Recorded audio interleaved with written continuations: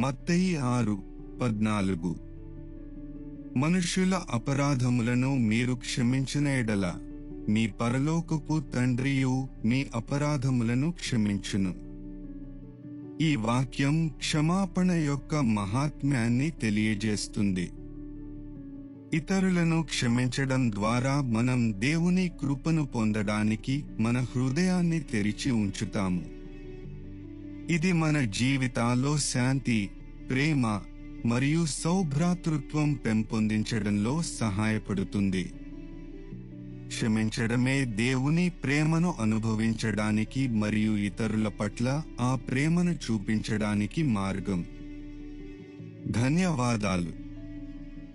మీకు ఈ వీడియో నచ్చితే దయచేసి లైక్ చేయండి, షేర్ చేయండి, కామెంట్ చేయండి మరియు సబ్స్క్రైబ్ చేయండి.